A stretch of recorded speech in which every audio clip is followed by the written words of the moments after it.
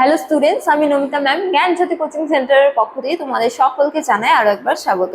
তো স্টুডেন্টস, আজকের ক্লাসে আমরা যে বিষয় নিয়ে আলোচনা করবো তা হলো প্রাচীন ভারতে যোগ সম্পর্কিত ধারণা সম্পর্কে। ঠিক আছে, যে প্রাচীন ভারতে যোগের ধারণা কিভাবে কোথায় ছিল তা নিয়ে। ঠিক আছে, তো চলো দেরি না করে আজকের ক্লাসে আলোচনা আমরা শুরু করি।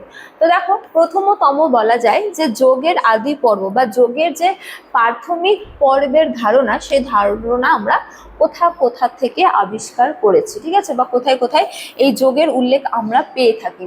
তো দেখো, সর্বপ্রথম সিন্ধু সভ্যতায় আমরা এই যোগের ধারণা সম্পর্কে জানতে পারি। যেমন দেখো, বলা হয়েছে যে মহেঞ্জোদারো ও হরপ্পায় প্রাপ্ত পশুপতি শিবের শিলমোহরে ধ্যানমগ্ন মূর্তির খোঁজ নির্দেশ করে যে এর চর্চা অত্যন্ত প্রাচীন। ঠিক আছে, তো হরপ্পা সভ্যতা থেকে কি হয়েছে, একাধিক শিলমোহর আবিষ্কৃত হয়েছে। সেই শিলমোহরগুলিতে নানা প্রতিকৃতি দেখা যায়। সেখানে একটি প্রতিকৃতি দেখা যায় কি, পশুপতি শিবের।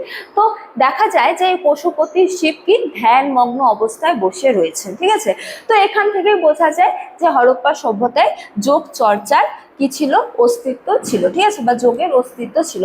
তারপরে দেখো, বৈদিক যুগে যোগের অস্তিত্ব সম্পর্কে কি বলা হয়েছে, বলা হয়েছে যে ঋগ্বেদই হলো বৈদিক যুগ সম্পর্কে জানার অন্যতম একটি প্রধান উপাদান।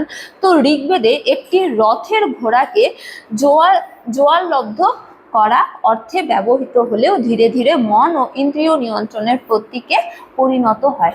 তো প্রথম অর্থে ঋগ্বেদে যোগ বলতে কি বোঝানো হয়েছে, জোয়ালব্ধ অর্থাৎ জোড়া লাগানো, অর্থাৎ শরীর, মন, তারপরে আত্মা, পরমাত্মা এভাবে একে অপরকে কি করা, সংযুক্ত করা। কিন্তু পরবর্তীকালে এই যোগ বলতে মন ও ইন্দ্রিয়কে নিয়ন্ত্রণ করার উপর গুরুত্ব আরোপ করা হয়েছে। কোথায়, ঋগ্বেদে। অর্থাৎ এখান থেকেও জানা যায় যে বৈদিক যুগেও কিন্তু যোগের অস্তিত্ব ছিল। ঠিক আছে, তারপরে দেখো, উপনিষদের যুগে যোগ সম্পর্কে কি বলা হয়েছে, বলা হয়েছে যে বাহ্যিক আচারের পরিবর্তে, ঠিক আছে, বাইরের যে আচরণ মানুষের, সেই বাইরের আচরণের পরিবর্তে অন্তরের সাধনা বা আত্ম উপলব্ধির উপর জোর দেওয়া হয়েছিল। ঠিক আছে, যেখানে প্রাণায়াম, ইন্দ্রিয় প্রত্যাহার ও কি ধ্যানের সূচনা হয়।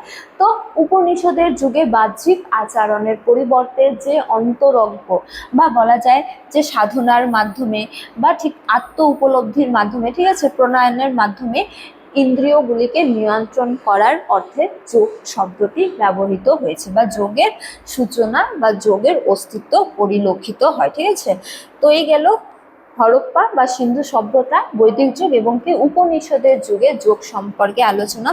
এবারে আমরা আলোচনা করব ভগবদ গীতায় যোগ সম্পর্কে কি কি তথ্য রয়েছে বা কি বলা হয়েছে। ঠিক আছে, তো দেখো, প্রথমে ভগবদ গীতায় যোগের সংজ্ঞার ক্ষেত্রে বলা হয়েছে যে সমতং যোগ উচ্চতে। ঠিক আছে, সমতং যোগ উচ্চতে, যার অর্থ হলো কি সাফল্য ও ব্যর্থতায় মনের সমভাব বজায় রাখার নামে কি যোগ। ঠিক আছে, আমরা সাফল্যের সময় যেমন খুশি থাকি, ঠিক আছে, ব্যর্থতার সময়েও ঠিক একই রকমের আচরণ করা বা মনের অবস্থাকে একই রাখা, সমান রাখাই হলো কি যোগ। ঠিক আছে, যেমন এই যে ভগবদ গীতায় কিন্তু যোগের একাধিক পথ বলা হয়েছে। ঠিক আছে, যেমন অন্যতম একটি প্রধান পথ হলো কর্মযোগ। ঠিক আছে, যেমন দেখো, বলা হয়েছে যে ফলাঙ্কা ত্যাগ করে নিঃস্বার্থভাবে নিজের কর্তব্য কি করা, পালন করা। ঠিক আছে, ফলাকাঙ্ক্ষা। ঠিক আছে, অর্থাৎ ফলের চিন্তা না করে কেবলমাত্র কর্ম করে যাওয়া। ঠিক আছে, এটি হলো অন্যতম একটি প্রধান যোগ, যা হলো কি কর্মযোগ নামে পরিচিত। ঠিক আছে, তো এটি হলো যোগের অন্যতম একটি প্রধান পথ।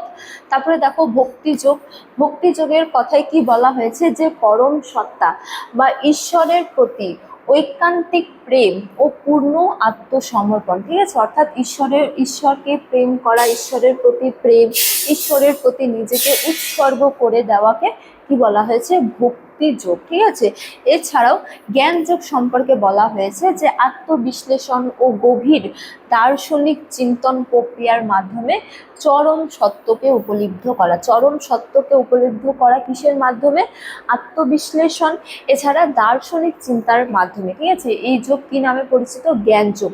তো ভগবদ গীতায় যোগের এই কতগুলো পথের কথা উল্লেখ করা হয়েছে। ঠিক আছে, এবারে আমরা আলোচনা করব পতঞ্জলির অষ্টাঙ্গ যোগ সম্পর্কে। পতঞ্জলি অষ্টাঙ্গ অর্থাৎ 8টি যোগ সম্পর্কে বা যোগের 8টি ধাপের কথা বলেছেন। এই 8টি ধাপ কি কি দেখো।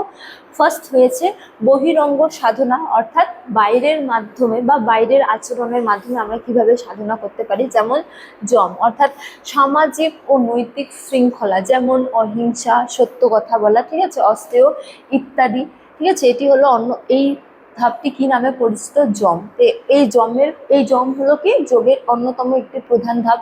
তারপরে নিয়ম অর্থাৎ ব্যক্তিগত শৃঙ্খলা, যেমন সহজ, তারপরে সন্তোষ, তপ এবং কি স্বাধ্যায়, ঠিক আছে। এগুলো হলো কি নিয়ম। এই নিয়ম হলো আবার কি যোগের অন্যতম একটি প্রধান ধাপ। তারপরে দেখো আসন অর্থাৎ স্থির ও সুখকর বসার ভঙ্গি, ঠিক আছে, স্থিরভাবে বসা এবং সুখ ভোগ করছি সেভাবে বসা যে ভঙ্গি, এই ভঙ্গি হলো যোগের অন্যতম একটি প্রধান ধাপ, যার নাম কি আসন, ঠিক আছে। তারপরে দেখো প্রাণায়াম, এই যোগের অন্যতম একটি প্রধান ধাপ, যা হলো কি শ্বাস প্রশ্বাসের ছন্দ নিয়ন্ত্রণ, ঠিক আছে। তো এটা গেল বহিরঙ্গ সাধনা সম্পর্কে। এছাড়া অন্তরঙ্গ সাধনা, যে এখানে 4টি রয়েছে ধাপ, সেই 4টি ধাপ কি বলা হয়েছে, প্রত্যাহার অর্থাৎ বাহ্যিক জগৎ থেকে ইন্দ্রিয়গুলিকে অন্তর্মুখী করা বা নিয়ন্ত্রণ করা ইন্দ্রিয়গুলিকে, ঠিক আছে। এটি হলো অন্যতম প্রধান ধাপ যোগের, যার নাম কি প্রত্যাহার। তারপরে ধারণা অর্থাৎ নির্দিষ্ট বিষয়ে মনকে কেন্দ্রীভূত করা, ঠিক আছে, ধ্যান করা, এই ধারণা হলো যোগের অন্যতম একটি প্রধান ধাপ। তারপরে ধ্যান অর্থাৎ ধারণার নিরবচ্ছিন্ন ও একমুখী প্রবাহ, ঠিক আছে, এটি হলো অন্যতম একটি প্রধান ধাপ। এছাড়া সমাধি অর্থাৎ ধ্যানের চূড়ান্ত স্তর, ঠিক আছে, যেখানে জ্ঞাতা জ্ঞান এবং কি জ্ঞেয় এক হয়ে যায়, ঠিক আছে। তো এইগুলো হলো 8টি যোগের ধাপ, ঠিক আছে। এই 8টির মাধ্যমে আমরা যোগ করতে পারি, অর্থাৎ প্রাচীন ভারতে যোগের কিন্তু অস্তিত্ব পাওয়া যায়, যার কিন্তু বিভিন্ন সময়ে বিভিন্ন পরিবর্তনও লক্ষ্য করা যায়, এবং যোগের যে গুরুত্ব মানব জীবনে, এই সাংসারিক জীবনে, তার কিন্তু গুরুত্ব অপরিসীম। তো স্টুডেন্টস, এই ছিল আজকের আলোচনার বিষয়। তোমাদের কোনো ধরনের কোনো প্রশ্ন থাকলে তোমরা এই দুটো নম্বরের মধ্যে যোগাযোগ করতে পারো। আজকের আলোচনার ক্লাস এতটাই। তোমাদের সাথে দেখা হবে পরবর্তী ক্লাসে। ততক্ষণ তোমরা সকলেই ভালো থাকো, সুস্থ থাকো। Thank you.